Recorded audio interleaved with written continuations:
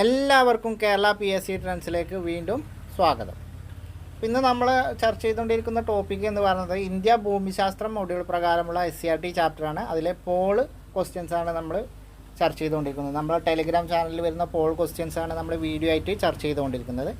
ഇപ്പോൾ വീഡിയോയിലേക്ക് പോകുന്നതിന് മുമ്പ് എൻ്റെ വീഡിയോ നിങ്ങൾക്ക് ഉപകാരപ്പെട്ടാൽ മാത്രം എൻ്റെ ചാനലൊന്ന് സബ്സ്ക്രൈബ് ചെയ്യുക. നിങ്ങൾക്ക് ഉപകാരപ്പെട്ടതുപോലെ മറ്റുള്ളവർക്കും ഉപകാരപ്പെടുമെന്ന ബോധ്യമുണ്ടെങ്കിൽ ഷെയർ ചെയ്ത് മറ്റുള്ളവരിലേക്കും എത്തിക്കുക. നമ്മുടെ ടെലഗ്രാം ചാനൽ ജോയിൻ ചെയ്യുന്നതിന് വേണ്ടിയിട്ട് ടെലഗ്രാമിൻ്റെ സെർച്ച് ബാറിൽ കേരള PSC ട്രെൻഡ്സ് എന്ന് സെർച്ച് ചെയ്തുകൊണ്ട് നിങ്ങൾക്ക് ജോയിൻ ചെയ്യാവുന്നതാണ്.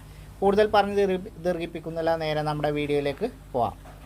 ആദ്യത്തെ ചോദ്യം നോക്കാം. താഴെ തന്നിരിക്കുന്നതിൽ നിന്ന് ഉത്തരപർവ്വത മേഖലയെ സംബന്ധിച്ച് ശരിയായ പ്രസ്താവന തിരഞ്ഞെടുക്കാനാണ്. ഉത്തരപർവ്വത മേഖലയെ സംബന്ധിച്ച് ശരിയായ പ്രസ്താവന തിരഞ്ഞെടുക്കാനാണ്. പ്രസ്താവനകൾ നോക്കാം. പുരാതന കാലം മുതൽ തന്നെ വടക്കു പടിഞ്ഞാറ് നിന്നുള്ള വൈദേശിക ആക്രമണങ്ങളിൽ നിന്ന് സംരക്ഷിച്ചു പോരുന്നു. എന്താണ്? ശരിയാണ്. അപ്പോൾ ഉത്തരപർവ്വത മേഖലയാണത് പുരാതന കാലം മുതൽക്ക് തന്നെ വടക്കു പടിഞ്ഞാറ് നിന്നുള്ള വൈദേശിക ആക്രമണങ്ങളിൽ നിന്ന് നമ്മുടെ രാജ്യത്തെ സംരക്ഷിച്ചു പോരുന്നത്. രണ്ടാമത്തേത് നോക്കാം. മൺസൂൺ കാറ്റുകളെ തടഞ്ഞു നിർത്തി ഉത്തരേന്ത്യയിൽ ഉടനീളം മഴ പെയ്യിപ്പിക്കുന്നു. അതും ശരിയാണ്. മൺസൂൺ കാറ്റുകളെ തടഞ്ഞു നിർത്തി ഉത്തരേന്ത്യയിൽ ഉടനീളം മഴ പെയ്യിപ്പിക്കുന്നതും ഏതാണ്? ഉത്തരപർവ്വത മേഖലയാണ്. ശൈത്യകാലത്ത് വടക്കുനിന്ന് വീശുന്ന വരണ്ട ശീതക്കാറ്റിനെ ഇന്ത്യയിലേക്ക് കടക്കാതെ ചെറുക്കുന്നു. അതും ശരിയാണ്. അപ്പോൾ ശൈത്യകാലത്ത് എന്ത് ചെയ്യും? വടക്കുനിന്ന് വീശുന്ന വരണ്ട ശീതക്കാറ്റിനെ ഇന്ത്യയിലേക്ക് കടക്കാതെ സംരക്ഷിച്ചു നിർത്തുന്നതും ഉത്തരപർവ്വത മേഖലയാണ്. വൈവിധ്യമാർന്ന സസ്യജന്തുജാലകങ്ങൾ ഉടലെടുക്കുന്നതിന് കാരണമായി നദികളുടെ ഉത്ഭവ പ്രദേശം. അവ എന്താണ്? പ്രസ്താവന എന്താണ്? ഉത്തരം എന്താണ്? എല്ലാം ശരിയാണ്. അപ്പോൾ ഈ 4 പ്രസ്താവനകൾ ശരിയാണ്. ഉത്തര മഹാസമതലത്തിൻ്റെ ഉത്തരപർവ്വത മേഖലയുടെ സവിശേഷതകളാണ് അല്ലെങ്കിൽ പ്രാധാന്യമാണ് എന്ത് ഈ ഒരു 4 പ്രസ്താവന. എന്തൊക്കെയെന്ന് നോക്കാം. പുരാതന കാലം മുതൽക്ക് തന്നെ വടക്കു പടിഞ്ഞാറ് നിന്നുള്ള വൈദേശിക ആക്രമണങ്ങളിൽ നിന്ന് നമ്മെ സംരക്ഷിച്ചു പോരുന്നു. മൺസൂൺ കാറ്റുകളെ തടഞ്ഞു നിർത്തി ഉത്തരേന്ത്യയിൽ ഉടനീളം മഴ പെയ്യിക്കുന്നു. ശൈത്യകാലത്ത് വടക്കുനിന്ന് വീശുന്ന വരണ്ട ശീതക്കാറ്റിനെ ഇന്ത്യയിലേക്ക് കടക്കാതെ ചെറുക്കുന്നു.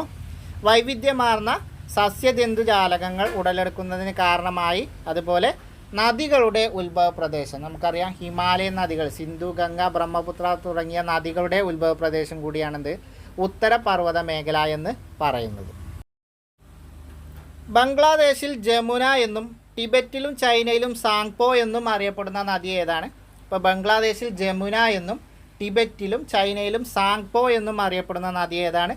സിന്ധു, ഗംഗ, ബ്രഹ്മപുത്ര, യമുന. ഏതാണ്? ഉത്തര ഓപ്ഷൻ സി ആണ്. ബ്രഹ്മപുത്രയാണ്. ബ്രഹ്മപുത്ര നദിയാണ് എന്ത് ടിബറ്റിൽ സാങ്പോ എന്നും ടിബറ്റിലും ചൈനയിലും സാങ്പോ എന്നും ബംഗ്ലാദേശിൽ ജമുന എന്നും അറിയപ്പെടുന്ന നദിയാണ് ബ്രഹ്മപുത്ര നദി. ഹിമാലയൻ നദിയായ സിന്ധു നദിയെക്കുറിച്ച് ശരിയല്ലാത്ത പ്രസ്താവന തിരഞ്ഞെടുക്കുക. സിന്ധു നദിയെക്കുറിച്ച് ശരിയല്ലാത്ത പ്രസ്താവന, അതായത് തെറ്റായ പ്രസ്താവന തിരഞ്ഞെടുക്കാനാണ്. ടിബറ്റിലെ മാനസരോവർ തടാകത്തിൽ നിന്ന് ഉത്ഭവിക്കുന്നു. എന്താണ്? ശരിയാണ്. അപ്പോൾ സിന്ധു നദി എവിടെ നിന്നാണ് ഉത്ഭവിക്കുന്നത്? ടിബറ്റിലെ മാനസരോവർ തടാകത്തിൽ നിന്നാണ് എന്ത് സിന്ധു നദി ഉത്ഭവിക്കുന്നത്. ശരിയാണ്. സിന്ധു നദിയുടെ ഏകദേശ നീളം എന്ന് പറയുന്നത് 2880 കിലോമീറ്ററാണ്. അതും ശരിയാണ്. അപ്പോൾ സിന്ധു നദിയുടെ ടോട്ടൽ നീളം എന്ന് പറയുന്നത് ഏകദേശം 2880 കിലോമീറ്ററാണ്. ശരിയാണ്. സിന്ധു നദി 709 കിലോമീറ്റർ മാത്രമാണ് ഇന്ത്യയിലൂടെ ഒഴുകുന്നത്. അതും ശരിയാണ്. സിന്ധു നദിയുടെ നീളം എന്ന് പറഞ്ഞാൽ ഏകദേശം 2880 കിലോമീറ്റർ ആണെങ്കിലും ഇന്ത്യയിലൂടെ കേവലം 709 കിലോമീറ്റർ മാത്രമാണെന്ത് സിന്ധു നദി ഇന്ത്യയിലൂടെ ഒഴുകുന്നത്. അതും ശരിയാണ്. സിന്ധു നദി ബംഗാൾ ഉൾക്കടലിലാണ് എത്തിച്ചേരുന്നത്. ആ പ്രസ്താവന എന്താണ്? തെറ്റാണ്. സിന്ധു നദി ബംഗാൾ ഉൾക്കടലിലല്ല, അറബിക്കടലിലാണ് എന്ത് എത്തിച്ചേരുന്നത്. അപ്പോൾ പ്രസ്താവന 4 തെറ്റ്. സിന്ധു നദി എവിടെയാണ് എത്തിച്ചേരുന്നത്? അറബിക്കടലിലാണ്, ബംഗാൾ ഉൾക്കടലിലല്ല. അപ്പോൾ ടിബറ്റിലെ മാനസരോവർ തടാകത്തിൽ നിന്നാണ് ഉത്ഭവം. സിന്ധു നദിയുടെ ഏകദേശം നീളം എന്ന് പറയുന്നത് 2880 കിലോമീറ്ററാണ്. ഇന്ത്യയിലൂടെ ഒഴുകുന്ന നീളം 709 കിലോമീറ്ററാണ്. എവിടെയാണ് പതിക്കുന്നത്? അറബിക്കടലിലാണ് പതിക്കുന്നത്, ബംഗാൾ ഉൾക്കടലിലല്ല. അപ്പോൾ പ്രസ്താവന 4 തെറ്റ്. ബാക്കിയുള്ള പ്രസ്താവനകൾ എന്താണ്? ശരിയാണ്. ഗംഗാ നദിയെ സംബന്ധിച്ച് ശരിയല്ലാത്ത പ്രസ്താവന തിരഞ്ഞെടുക്കാനാണ്. ഗംഗാ നദിയെ സംബന്ധിച്ച് ശരിയല്ലാത്ത പ്രസ്താവന തിരഞ്ഞെടുക്കുക. ഗംഗോത്രി ഹിമാനിയിലെ ഗോമുഖ് ഗുഹയിൽ നിന്നാണ് ഗംഗാ നദി ഉത്ഭവിക്കുന്നത്. അപ്പോൾ ഗംഗാ നദി എവിടെ നിന്നാണ് ഉത്ഭവിക്കുന്നത്? ഗംഗോത്രി ഹിമാനിയിലെ ഗോമുഖ് ഗുഹയിൽ നിന്നാണ് എന്ത് ഗംഗാ നദി ഉത്ഭവിക്കുന്നത്. ശരിയാണ്.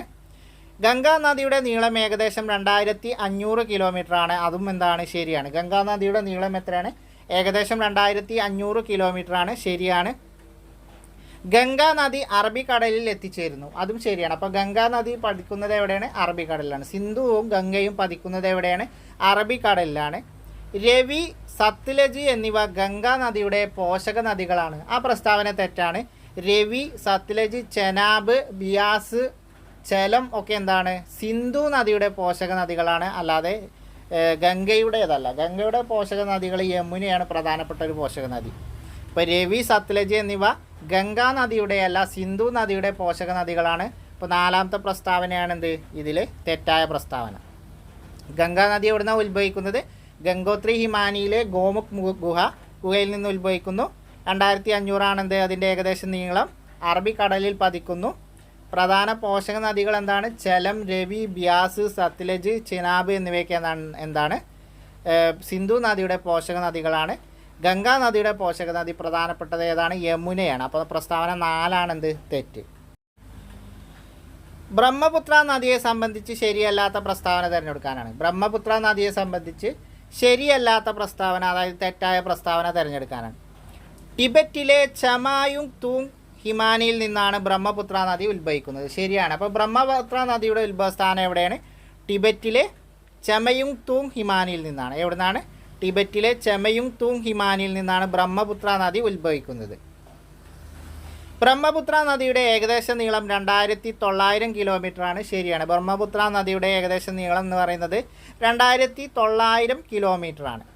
ബ്രഹ്മപുത്ര നദിയുടെ പോഷക നദിയാണെന്ത്? യമുന. അതെന്താണ്? തെറ്റാണ്. ബ്രഹ്മപുത്ര നദിയുടെ പോഷക നദിയല്ല, ഗംഗയുടെ പോഷക നദിയാണെന്ത്? യമുന. അപ്പോൾ മൂന്നാമത്തെ പ്രസ്താവന തെറ്റാണ്. ബ്രഹ്മപുത്ര നദി ഇന്ത്യയിലൂടെ ഒഴുകുന്ന നീളം ഏകദേശം 725 കിലോമീറ്ററാണ്. അതും ശരിയാണ്. അപ്പോൾ സിന്ധു ഏകദേശം 709 കിലോമീറ്റർ നീളത്തിലാണ് ഇന്ത്യയിലൂടെ ഒഴുകുന്നത്. ബ്രഹ്മപുത്ര ആണെങ്കിൽ 725 കിലോമീറ്റർ നീളത്തിലാണ് എന്ത്? ഇന്ത്യയിലൂടെ ഒഴുകുന്നത്. ബ്രഹ്മപുത്ര 2900 കിലോമീറ്റർ ആണെന്ത്? ബ്രഹ്മപുത്രയുടെ നീളം എന്ന് പറയുന്നത്. ബ്രഹ്മപുത്ര നദി എവിടെയാണ് പതിക്കുന്നത്? ബംഗാൾ ഉൾക്കടലിൽ എത്തിച്ചേരുന്നു. ശരിയാണ്. അപ്പോൾ ഇതിലെ തെറ്റ് എന്ന് പറഞ്ഞാൽ ബ്രഹ്മപുത്ര നദിയുടെ പോഷക നദിയാണ് യമുന എന്നുള്ളതാണ് തെറ്റ്. ബ്രഹ്മപുത്രയുടേതല്ല, ഗംഗയുടെ പോഷക നദിയാണ് എന്ത്? യമുന. ഇപ്പോൾ ടിബറ്റിലെ ചമയുങ് തൂങ് ഹിമാനിയിൽ നിന്നാണ് ഉത്ഭവം. അതേപോലെ നീളം എന്ന് പറയുന്നത് 2900 കിലോമീറ്ററാണ്. ഇന്ത്യയിലൂടെ ഒഴുകുന്ന നീളം 725 കിലോമീറ്ററാണ്. ബംഗാൾ ഉൾക്കടലിൽ പതിക്കുന്നു. സിന്ധു നദിയുടെ പോഷക നദികളിൽ ഉൾപ്പെടാത്തത് തിരഞ്ഞെടുക്കാനാണ്. സിന്ധു നദിയുടെ പോഷക നദികളിൽ ഉൾപ്പെടാത്തത് തിരഞ്ഞെടുക്കുക. ബിയാസ്, രവി, കോശി, സാസ്കർ, സത്ലജ്. അപ്പോൾ ഇതിലേതാണ് സിന്ധു നദിയുടെ പോഷക നദികളിൽ ഉൾപ്പെടാത്തത്? കോശിയാണ്. Option C കോശിയാണ്. ബാക്കി ബിയാസ്, രവി, സാസ്കർ, സത്ലജ് കൂടാതെ ചലം, ചെനാബ് എന്നിവയൊക്കെ എന്താണ്? സിന്ധു നദിയുടെ പോഷക നദികളാണ്. അപ്പോൾ ഇതിലെ കോശി ഏതിൻ്റെ പോഷക നദിയാണ്? ഗംഗയുടെ പോഷക നദിയാണ് എന്ത്? കോശി എന്ന് പറയുന്നത്. അപ്പോൾ ഇതിൽ സിന്ധു നദിയുടെ പോഷക നദികളിൽ ഉൾപ്പെടാത്തത് ഏതാണ്? ഓപ്ഷൻ സി ആണ്, കോശിയാണ്. ബാക്കിയുള്ളതെല്ലാം എന്താണ്? സിന്ധു നദിയുടെ പോഷക നദികളാണ്. ഗംഗാ നദിയുടെ പോഷക നദികളിൽ ഉൾപ്പെടാത്തത് കണ്ടെത്താനാണ്. ഗംഗാ നദിയുടെ പോഷക നദികളല്ലാത്തത് ഏതൊക്കെയാണ്? ചിനാബ്, കോശി, യമുന, ദാമോദർ, മഹാനന്ദ. ഏതാണ്? ഉത്തര ഓപ്ഷൻ എ ആണ്, ചിനാബാണ്. ചിനാബ് എന്താണ്? സിന്ധു നദിയുടെ പോഷക നദിയാണ്. ബാക്കി കോശി, യമുന, ദാമോദർ, മഹാനന്ദ എന്നിവയൊക്കെ എന്താണ്? ഗംഗാ നദിയുടെ പോഷക നദികളാണ്. അപ്പോൾ ഗംഗാ നദിയുടെ പോഷക നദികളിൽ പ്രധാനപ്പെട്ടതാണ് കോശി, യമുന, ദാമോദർ, മഹാനന്ദ. ചിനാബ് ഏതിൻ്റെ പോഷക നദിയാണ്? സിന്ധു നദിയുടെ പോഷക നദിയാണ് ഏത്? ചിനാബ്. ബ്രഹ്മപുത്ര നദിയുടെ പോഷക നദികളിൽ ഉൾപ്പെടാത്തത് തിരഞ്ഞെടുക്കുക. ബ്രഹ്മപുത്ര നദിയുടെ പോഷക നദികളിൽ ഉൾപ്പെടാത്തത് തിരഞ്ഞെടുക്കുക. തീസ്ത, മേഘ്ന, സുബൻസിരി, മനാസ്, ബേർ, ബരേലി. തീസ്ത, മേഘ്ന, സുബൻസിരി, മനാസ്, ബേർ, ബരേലി. ഏതാണ്? ഉത്തരം ഓപ്ഷൻ ബി ആണ്, മേഘ്നയാണ്. മേഘ്നയാണെന്ത്? ബ്രഹ്മപുത്ര നദിയുടെ പോഷക നദിയിൽ ഉൾപ്പെടാത്തത്. തീസ്ത, സുബൻസിരി, മനാസ്, ബേർ, ബേലി, ബരേലി എന്നിവയൊക്കെ എന്താണ്? ബ്രഹ്മപുത്ര നദിയുടെ പോഷക നദികളാണ്. മേഘ്ന എന്താണ്? മേഘ്ന ബ്രഹ്മപുത്ര നദിയുടെ പോഷക നദിയല്ല, അത് ഗംഗയുടെ പോഷക നദിയാണ്. ഉത്തര ഓപ്ഷൻ ബി ആണ്, മേഘ്നയാണ് എന്ത്? ബ്രഹ്മപുത്ര നദിയുടെ പോഷക നദികളിൽ ഉൾപ്പെടാത്തത്. ഉത്തര സമതലത്തെ സംബന്ധിച്ച് ശരിയല്ലാത്ത പ്രസ്താവന തിരഞ്ഞെടുക്കാനാണ്. ഉത്തര മഹാസമതലത്തെ സംബന്ധിച്ച് ശരിയല്ലാത്ത പ്രസ്താവന തിരഞ്ഞെടുക്കാനാണ്. ഹിമാലയത്തിൻ്റെ രൂപീകരണ വേളയിൽ തെക്ക് പർവ്വതനിരകൾക്ക് സമാന്തരമായി 2000 മീറ്ററിൽ അധികം താഴ്ചയുള്ള അഗാധ ഗർത്തം സൃഷ്ടിക്കപ്പെട്ടു. ഇപ്പോൾ ഒന്നാമത്തെ പ്രസ്താവന എന്താണ്?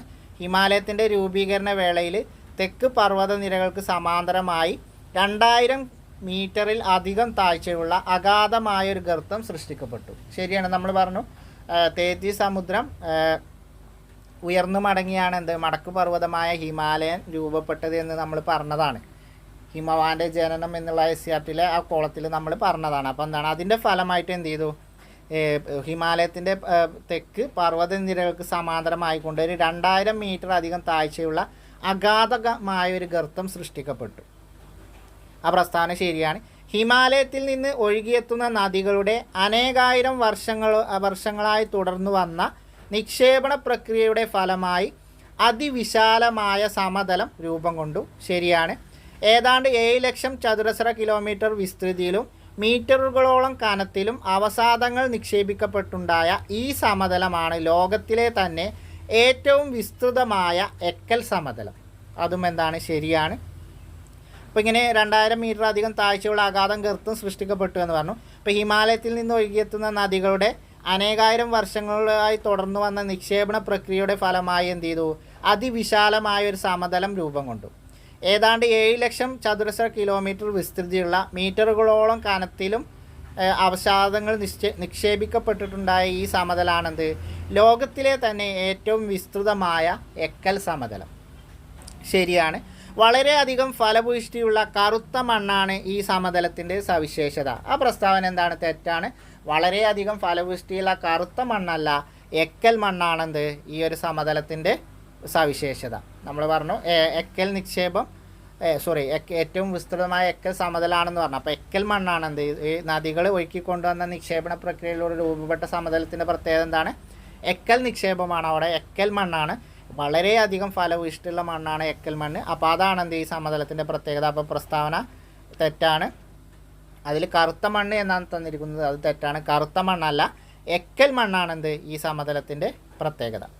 ഈ സമതലം സിന്ധു ഗംഗ ബ്രഹ്മപുത്ര സമതലം എന്നറിയപ്പെടുന്നു. ശരിയാണ്. കാരണം എന്താണ്? ഈ 3 നദികളും ഒഴുക്കിക്കൊണ്ടുവന്ന നിക്ഷേപണ പ്രക്രിയയിലൂടെയാണ് ഈ ഒരു സമതലം രൂപപ്പെട്ടത്. അതുകൊണ്ട് തന്നെയാണ് ഈ സമതലത്തെ സിന്ധു ഗംഗ ബ്രഹ്മപുത്ര സമതലം എന്ന് വിളിക്കാനുള്ള കാരണം. അതിലെ തെറ്റെന്ന് പറയുന്നത് അവിടെ ഫലവിഷ്ടമായ കറുത്ത മണ്ണല്ല, എക്കൽ മണ്ണാണെന്ത് ഉത്തര മഹാസമതലത്തിൽ ഉള്ളത്. ആ ഒരു പ്രസ്താവനയാണ് തെറ്റ്. ബാക്കിയുള്ളതെല്ലാം എന്താണ്? ശരിയാണ്. പഞ്ചാബ് ഹരിയാന സമതലത്തിൻ്റെ ഭൂരൂപീകരണത്തിന് കാരണമായ നദികൾ ഏതൊക്കെ? ലൂണി സരസ്വതി നദികൾ, സിന്ധുവും പോഷക നദികളും, ഗംഗയും പോഷക നദികളും, ബ്രഹ്മപുത്രയും പോഷക നദികളും. അപ്പോൾ പഞ്ചാബ് ഹരിയാന സമതലത്തിൻ്റെ രൂപീകരണത്തിന് കാരണമായ നദികൾ ഏതാണ്? ഉത്തര ഓപ്ഷൻ ബി ആണ്, സിന്ധുവും പോഷക നദികളാണ്. സിന്ധുവും പോഷക നദികളും ആണ് പഞ്ചാബ് ഹരിയാന സമതലത്തിൻ്റെ രൂപീകരണത്തിന് കാരണമായത്. ഏതാണ്? പഞ്ചാബ് ഹരിയാന സമതലത്തിൻ്റെ രൂപീകരണത്തിന് കാരണമായത് സിന്ധുവും പോഷക നദികളുമാണ്. സിന്ധുവും പോഷക നദികളുമാണ് പഞ്ചാബ് ഹരിയാന സമതല രൂപീകരണത്തിന് കാരണമായത്. രാജസ്ഥാനിലെ മരുസ്ഥലി ബാഗർ സമതലങ്ങൾ രൂപീകരിക്കാൻ കാരണമായ നദികൾ ഏതൊക്കെയാണ്? സിന്ധു പോഷക നദികളും, ഗംഗയും പോഷക നദികളും, ബ്രഹ്മപുത്രയും പോഷക നദികളും, ലൂണി സരസ്വതി നദികളും. ഉത്തരം ഏതാണ്? ഓപ്ഷൻ ഡി ആണ്. ലൂണി സരസ്വതി നദികളാണ് രാജസ്ഥാനിലെ മരുസ്ഥലി ബാഗർ സമതലങ്ങൾ രൂപീകരിക്കാൻ കാരണമായത്. ഇപ്പോൾ രാജസ്ഥാനിലെ മരുസ്ഥലി ബാഗർ സമതലങ്ങൾ രൂപീകരണത്തിന് കാരണമായത് ലൂണി സരസ്വതി നദികളാണ്. ഏതൊക്കെയാണ്? ലൂണി സരസ്വതി നദികളാണ്. അപ്പോൾ സിന്ധുവും പോഷക നദികളും രൂപീകരിച്ച ഏതാണ്? പഞ്ചാബ് ഹരിയാന സമതലമാണ്. പഞ്ചാബ് ഹരിയാന സമതലമാണെന്ത് ഹരിയാന സമതലമാണെന്ത് സിന്ധുവും പോഷക നദികളും രൂപീകരിച്ചത്. നമ്മൾ ദേശീയ ഗാനത്തിലുണ്ട് പഞ്ചാബ് സിന്ധ് എന്ന് പറയുന്നുണ്ട്. അപ്പോൾ അങ്ങനെ കണക്ട് ചെയ്താൽ മതി. പഞ്ചാബ് സമതലം, സിന്ധു നദി എന്ന് അങ്ങനെ കണക്ട് ചെയ്ത് വെച്ചാൽ മതി. അപ്പോൾ പഞ്ചാബ് ഹരിയാന സമതല രൂപീകരണത്തിന് കാരണമായത് സിന്ധു നദിയും പോഷക നദികളാണ്. രാജസ്ഥാനിലെ മരുസ്ഥലി ബാഗർ സമതലത്തിന് രൂപീകരണത്തിന് കാരണമായത് ഏതാണ്? ലൂണി സരസ്വതി നദികളാണ്. ഏതൊക്കെയാണ്? ലൂണി സരസ്വതി നദികളാണ്. ഗംഗാ സമതല രൂപീകരണത്തിന് കാരണമായ നദികൾ ഏതാണ്? അത് പേരിൽ തന്നെ കിട്ടും. ഗംഗയും പോഷക നദികളാണ്. ഗംഗാ സമതലം രൂപീകരണത്തിന് കാരണമായത് ഗംഗയും പോഷക നദികളാണ്. ഓപ്ഷൻ എ ആണ്. ഗംഗയും പോഷക നദികളാണ് എന്ത് ഗംഗാ സമതലം രൂപീകരണത്തിന് കാരണമായ നദികൾ. അത് നമുക്ക് പേരിൽ തന്നെ കിട്ടും, സിമ്പിളാണ്. ആസാമിലെ ബ്രഹ്മപുത്ര സമതല രൂപീകരണത്തിന് കാരണമായ നദികൾ, അതും നമുക്ക് പേരിൽ കിട്ടും, ബ്രഹ്മപുത്രയും പോഷക നദികളുമാണ്. ഓപ്ഷൻ ഡി, ബ്രഹ്മപുത്രയും പോഷക നദികളാണെന്ത് ആസാമിലെ ബ്രഹ്മപുത്ര സമതലത്തിൻ്റെ രൂപീകരണത്തിന് കാരണമായ നദികൾ എന്ന് പറയുന്നത്. അപ്പോൾ ആസാമിലെ ബ്രഹ്മപുത്ര സമതലത്തിൻ്റെ രൂപീകരണത്തിന് കാരണമായ നദികൾ ഏതൊക്കെയാണ്? ബ്രഹ്മപുത്രയും പോഷക നദികളാണ്. സിന്ധു സമതലത്തിൻ്റെ രൂപീകരണത്തിന് കാരണമായത് സിന്ധുവും പോഷക നദികളുമാണ്. രാജസ്ഥാനിലെ മരുസ്ഥലി ബാഗർ സമതലത്തിൻ്റെ രൂപീകരണത്തിന് ലൂണി സരസ്വതി നദികളാണ്. അതേപോലെ പഞ്ചാബ് ഹരിയാന സമതലത്തിൻ്റെ രൂപീകരണത്തിന് കാരണമായത് സിന്ധുവും പോഷക നദികളാണ്. പഞ്ചാബ് സിന്ധ് ഗുജറാത്ത് നമ്മൾ പറയാമല്ലോ, പഞ്ചാബ് സിന്ധ് ദേശീയ ഗാനം ചെല്ലുമ്പോൾ, അപ്പോൾ പഞ്ചാബ് സിന്ധ് അങ്ങനെ കണക്ട് ചെയ്താൽ മതി, മാറൂല. നമുക്കെന്താണ് ബ്രഹ്മപുത്ര സമതലവും പിന്നെ അതുപോലെ ഗംഗാ സമതലവും നമുക്ക് പേരിൽ തന്നെ കണക്ട് ചെയ്തേക്കാം. പിന്നീടുള്ളത് എന്താണ്? രാജസ്ഥാനിലെ മരുസ്ഥലി ബാഗർ സമതലാണ്. അതെന്താണ്? ലൂണി സരസ്വതി നദിയാണ്. അതും നമുക്ക് എങ്ങനെ കണക്ട് ചെയ്യാം? മരുഭൂമിയിലൂടെ ഒഴുകുന്ന നദി എന്ന് പറയുന്നത് ലൂണിയാണ്. അതുകൊണ്ട് അങ്ങനെ കണക്ട് ചെയ്ത് വെച്ചാൽ മതി. ഉത്തര മഹാസമതലത്തെ സംബന്ധിച്ച് ശരിയല്ലാത്ത പ്രസ്താവന തിരഞ്ഞെടുക്കാനാണ്. ഉത്തര മഹാസമതലത്തെ സംബന്ധിച്ച് ശരിയല്ലാത്ത പ്രസ്താവന തിരഞ്ഞെടുക്കുക. ഗോതമ്പ്, ചോളം, നെല്ല്, കരിമ്പ്, പരുത്തി, പയറുവർഗ്ഗങ്ങൾ എന്നിങ്ങനെ ഉത്തര മഹാസമതലത്തിൽ കാർഷിക വിളകൾ നിരവധിയാണ്. ശരിയാണ്. ഉത്തര മഹാസമതലത്തിൽ എന്താണ്? നിരവധി കാർഷിക വിളകൾ അല്ലെങ്കിൽ കാർഷിക വിളകൾ കൊണ്ട് എന്താണ് വൈവിധ്യപൂർണ്ണമാണെന്ത് ഉത്തര മഹാസമതലം എന്ന് പറയുന്നത്. ഉദാഹരണം പറയുകയാണെങ്കിൽ ഗോതമ്പ്, ചോളം, നെല്ല്, കരിമ്പ്, പരുത്തി, പയറുവർഗ്ഗങ്ങൾ എന്നിങ്ങനെ വിവിധ തരങ്ങളുള്ള വിളവൈവിധ്യം കൊണ്ട് സമ്പന്നമാണെന്ത് ഉത്തര മഹാസമതലം. ഇന്ത്യയുടെ ധാന്യപ്പുര എന്നാണ് ഉത്തര മഹാസമതലം അറിയപ്പെടുന്നത്. അപ്പോൾ വിളവൈവിധ്യം ഉള്ളത് കൊണ്ട് തന്നെ എന്താണ് ഇന്ത്യയുടെ ധാന്യപ്പുര എന്നറിയപ്പെടുന്നത് ഏതാണ്? ഉത്തര മഹാസമതലമാണ്. ശരിയാണ്. ഉത്തര മഹാസമതലത്തിൻ്റെ പടിഞ്ഞാറ് ഭാഗത്ത് മഴ വളരെ കൂടുതലാണ്. ആ പ്രസ്താവന എന്താണ്? തെറ്റാണ്. ഉത്തര മഹാസമതലത്തിൻ്റെ പടിഞ്ഞാറ് ഭാഗം എന്ന് പറഞ്ഞാൽ രാജസ്ഥാൻ്റെ സൈഡാണ്. അവിടെ എന്താണ്? മഴ വളരെ കുറവാണ്, കൂടുതലല്ല, വളരെ കുറവാണ്. അതുകൊണ്ട് എന്താണ് അവിടെ മരുസ്ഥലി പ്രദേശങ്ങളാണ്. മഴ വളരെ കുറവായതുകൊണ്ട് അവിടെ എന്താണ്? മരുസ്ഥലി പ്രദേശങ്ങളാണ്. അവിടെ എന്താണ്? മരുഭൂമിയാണ്, വരണ്ട പ്രദേശങ്ങളാണ്. ലോകത്തിലെ ഏറ്റവും ജനനിബിഡമായ പ്രദേശങ്ങളിൽ ഒന്നാണ് ഉത്തര മഹാസമതലം. ശരിയാണ്. ലോകത്തിലെ ഏറ്റവും വലിയ ജനനിബിഡമായ പ്രദേശങ്ങളിൽ ഒന്നാണെന്ത് നമ്മുടെ ഉത്തര മഹാസമതലം എന്ന് പറയുന്നത്. നമുക്കറിയാം ഇന്ത്യയിലെ ഏറ്റവും പ്രധാനപ്പെട്ട വലിയ സംസ്ഥാനങ്ങളായ ഉത്തർപ്രദേശ്, രാജസ്ഥാന് ഇതൊക്കെ വരുന്നത് എവിടെയാണ്? നമ്മളെ ഉത്തര മഹാസമുദ്രത്തിലാണ്. അതുകൊണ്ടാണെന്ത് അത് ഏറ്റവും ജനനിബിഡമായൊരു പ്രദേശമാണ് ഇത് പറയാനുള്ള കാരണം. ഇന്ത്യയിൽ ഏറ്റവും കൂടുതൽ ചൂട് അനുഭവപ്പെടുന്നത് ജയ്സാൽമീറിലാണ്. അപ്പോൾ ഇന്ത്യയിലെ ഏറ്റവും കൂടുതൽ ചൂട് അനുഭവപ്പെടുന്ന സ്ഥലം ജയ്സാൽമീറാണ്. അതെവിടെയാണ്? താർ മരുഭൂമിയിലാണെന്ത് ജയ്സാൽമീർ പട്ടണം. അപ്പോൾ ആ പ്രസ്താവനയും ശരിയാണ്. തെറ്റെന്താണ്?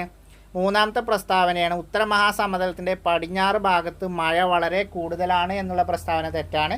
കൂടുതലല്ല, മഴ വളരെ കുറവാണ്. കാരണം പടിഞ്ഞാറ് ഭാഗം എന്ന് പറഞ്ഞാൽ രാജസ്ഥാൻ്റെ ഭാഗമാണ്. അവിടെ എന്താണ്? മരുഭൂമി പ്രദേശമാണ്. അപ്പോൾ മഴ വളരെ കുറവാണ്. മരുഭൂമിയിലൂടെ ഒഴുകുന്ന നദി എന്നറിയപ്പെടുന്നത് ഏതാണ്? ലൂണി, സിന്ധു, ഗംഗ, ബ്രഹ്മപുത്ര. ഉത്തരം ഓപ്ഷൻ എ ആണ്, ലൂണിയാണ്. മരുഭൂമിയിലൂടെ ഒഴുകുന്ന നദി എന്നറിയപ്പെടുന്ന നദി ഏതാണ്? ലൂണിയാണ്. ഏതാണ്? ലൂണി നദിയാണെന്ത് മരുഭൂമിയിലൂടെ ഒഴുകുന്ന നദി എന്നറിയപ്പെടുന്ന നദി ഏതാണ്? ലൂണി നദിയാണ്. രാജസ്ഥാനിലെ നമ്മൾ പറഞ്ഞു, രാജസ്ഥാനിലെ പിന്നെ മരുസ്ഥലി ബാഗർ സമതല രൂപീകരണത്തിന് കാരണമായത് ലൂണി സരസ്വതി നദികളാണ് എന്ന് പറഞ്ഞു. അപ്പോൾ അങ്ങനെയാകുമ്പോൾ എന്താണ്? മരുഭൂമിയിലൂടെ ഒഴുകുന്ന നദി എന്ന് പറയുന്നത് ലൂണിയാണ്. അപ്പോൾ അതങ്ങനെ കണക്ട് ചെയ്ത് വെച്ചാൽ മതി. ലൂണി സരസ്വതി നദികളാണെന്ത് മരുസ്ഥലി ബാഗർ സമതല രൂപീകരണത്തിന് കാരണമായത്. അപ്പോൾ മരുഭൂമിയിലൂടെ ഒഴുകുന്ന നദി ഏതാണ്? ലൂണി നദിയാണ്. ഈർപ്പം തീരെയില്ലാത്ത ലവണാംശമുള്ള മരുഭൂമി മണ്ണിലെ സ്വാഭാവിക സസ്യജാലങ്ങൾ ഏതാണ്? ഈർപ്പം തീരെയില്ലാത്ത ലവണാംശമുള്ള മരുഭൂമി മണ്ണിലെ സ്വാഭാവിക സസ്യജാലങ്ങൾ ഏതാണ്? ഇലപൊഴിയും കാടുകളാണോ, നിത്യഹരിത വനങ്ങളാണോ, മുൾച്ചെടികളും കുറ്റിക്കാടുകളുമാണോ, അതോ പുൽമേടുകളാണോ? ഉത്തരം ഏതാണ്? ഓപ്ഷൻ സി ആണ്, മുൾച്ചെടികളും കുറ്റിക്കാടുകളാണ്. അപ്പോൾ ഈർപ്പം തീരെയില്ലാത്ത ലവണാംശമുള്ള മരുഭൂമി മണ്ണിലെ സ്വാഭാവിക സസ്യജാലങ്ങൾ എന്ന് പറയുന്നത് മുൾച്ചെടികളും കുറ്റിക്കാടുകളുമാണ്. എന്തൊക്കെയാണ്? മുൾച്ചെടികളും കുറ്റിക്കാടുകളുമാണ് ഈർപ്പം തീരെയില്ലാത്ത ലവണാംശമുള്ള മരുഭൂമി മണ്ണിലെ സ്വാഭാവിക സസ്യജാലങ്ങൾ എന്ന് പറയുന്നത്. അപ്പോൾ ഈർപ്പം തീരെയില്ലാത്ത ലവണാംശമുള്ള മരുഭൂമി മണ്ണിലെ സ്വാഭാവിക സസ്യജാലങ്ങൾക്ക് ഉദാഹരണം ഏതാണ്? മുൾച്ചെടികളും കുറ്റിക്കാടുകളാണ്. ഏതാണ്? ഓപ്ഷൻ സി, മുൾച്ചെടികളും കുറ്റിക്കാടുകളുമാണ്. ഈ വീഡിയോയിലെ അവസാനത്തെ ചോദ്യമാണ്, രാജസ്ഥാനിലെ പ്രധാന കാർഷിക വിളകൾ ഏതൊക്കെയാണ്? രാജസ്ഥാനിലെ പ്രധാന കാർഷിക വിളകൾ ഏതൊക്കെയാണ്? നെല്ല്, ഗോതമ്പ്, റാഗി, ജോവർ, ബജ്ര, ചോളം, പരുത്തി. രാജസ്ഥാനിലെ പ്രധാന കാർഷിക വിളകൾ ഏതൊക്കെയാണ്? ഉത്തരം ഓപ്ഷൻ സി ആണ്, ജോവറും ബജ്രയാണ്. രാജസ്ഥാനിലെ പ്രധാന കാർഷിക വിളകൾ എന്ന് പറയുന്നത് ജോവറും ബജ്രയാണ്. അതിൻ്റെ കാരണം എന്താണ്? ജലാംശം വളരെ കുറച്ച് ആവശ്യമുള്ള രണ്ട് കൃഷികളാണിത്, ജോവറും ബജ്രയും. അപ്പോൾ രാജസ്ഥാനിലെ മരുഭൂമി പ്രദേശമായതുകൊണ്ട് തന്നെ അവിടെ ജലദൗർലഭ്യം ഉള്ളത് കൊണ്ട് തന്നെ അവിടുത്തെ സാഹചര്യത്തിനനുസൃതമായ ഏറ്റവും നല്ല കൃഷി എന്ന് പറയുന്നത് ജോവറും ബജ്രയാണ്.